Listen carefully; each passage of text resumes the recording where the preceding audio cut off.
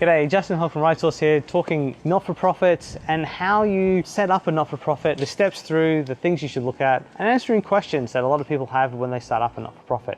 Talking about questions, one of the questions that I get when people talk to me about setting up their own not-for-profit is, can I pay myself? And also, can I be a director and be employed in the organization as well, or be a member of the board?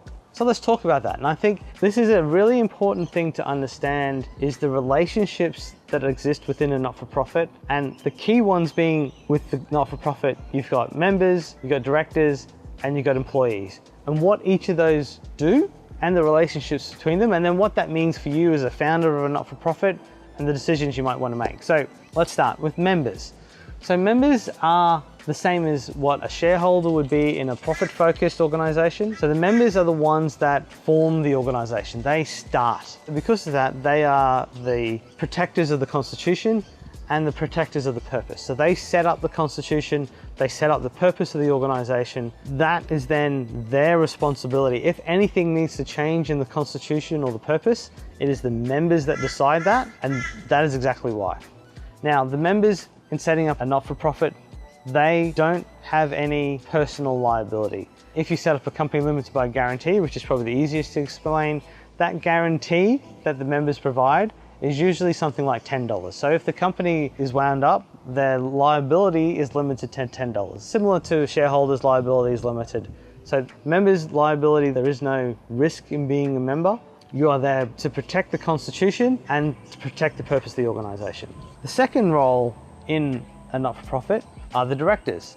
And this can sometimes be confusing because people often refer to them as members of the board. And they are members of the board, but they're not members, they're directors. So directors of an organization, these are the people that are charged with the responsibility of running the not-for-profit. They are there to manage the not-for-profit. The members are the one that appoints the directors, and they say, we're going to give you the role of running this organization in line with the Constitution that we've set. Therefore, directors are responsible for the running of the organization.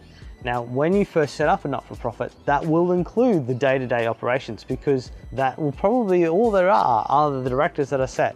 So they will be both operational and strategic. They will do everything. Because directors are doing everything and they are responsible for the entirety of the management of the organization, if anything goes wrong, it does fall to the directors. They will be held responsible. This is where people get very nervous. Say, well, if I'm a director and the company doesn't do well, am I going to lose all my money?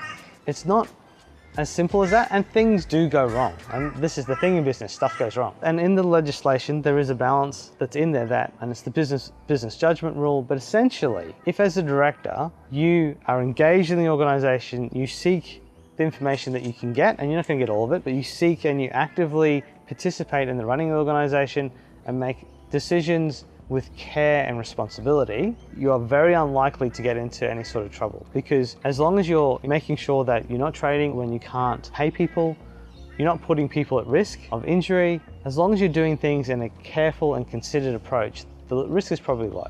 But ultimately, yes, directors are the ones where they are ultimately responsible for the running of the organization. In terms of how many directors you need to have, if it's a company limited by guarantee, it's usually 3. If you're setting up an incorporated association, it can be more depending on the state, but that's your base. Is there a limit to how many directors you can have? Not necessarily. Some constitutions put in a limit, but essentially you can have as many as you want. Ultimately, I personally wouldn't say you would want to go past 9, because once you get past that, it starts to get very unwieldy and ineffective, but that's sort of what you can do. So when you start up a not-for-profit, generally you're looking around 3 directors to start, and you want people you can work with. As a founder, can you be a member and a director? Yes, you can be. So you can both be part of the group that set up the organization, as well as part of the people that are running the organization.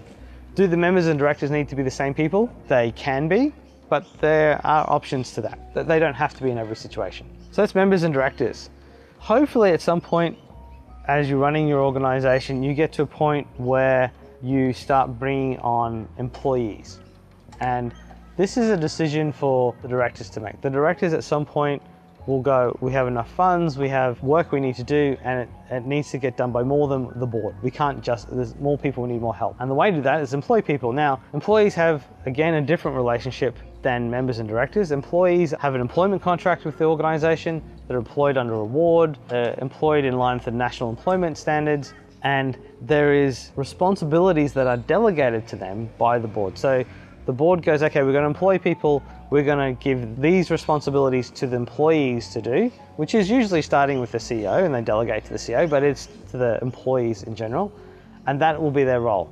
So the employees do what is delegated to them, and they're paid for those roles. So what does that mean for you as a founder? So if you can be a member and a director, can you also be an employee? Well, the simple answer is yes. You do want to work this out when you're first starting out to understand, well, what does that all mean and what each role is doing. So if you're a director and an employee, which essentially this is a managing director or an executive director, so it's common to do, but you'll have two roles. You have your role as a director and your role as an employee. Now, your role as director may be paid or unpaid, but there's a specific role there.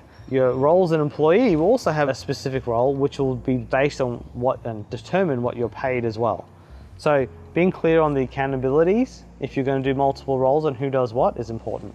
What I find is most founders end up being a member, director, and the CEO to start with, because they're the ones with the impetus, with the drive, with the dream to get this organization up and running, and that's where they'll start. What that will often morph to is you'll give one of those away. So you might end up remain a member, but just be the CEO and let the board provide you guidance in terms of the organization. Or you might step back and be just a director and let a CEO come on board and just be a member and a director and just let the CEO then do the doing while you provide that strategic oversight and be part of that board of directors. So I do have a diagram that will be in our downloads sheet, so there'll be a link below. There's a little diagram that explains all this as well if you want to download that. But overall, that is a bit of an explanation on members, directors, and employees.